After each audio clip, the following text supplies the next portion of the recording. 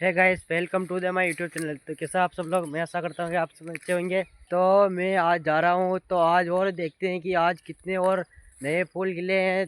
तो चलकर देखते हैं कि आजकल तो धूप भी ठीक निकल रही है, तो धूप निकलने के कारण फूल अधिक मात्रा में और खिले होंगे।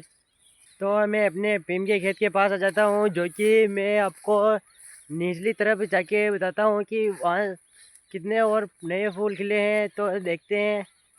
तो निचली तरफ तो फूल नहीं खिले थे, तो देख सकते हो मेरे पीछे, जो कि आपको दिख रहे होंगे। नीचे तो फूल नहीं खिले हैं, आज ज़्यादा फूल नहीं खिले हैं। तो कल ज़्यादा खिले थे, लेकिन आज ज़्यादा नहीं खिले हैं फूल भी। तो आप ये देख सकते हो कि फूल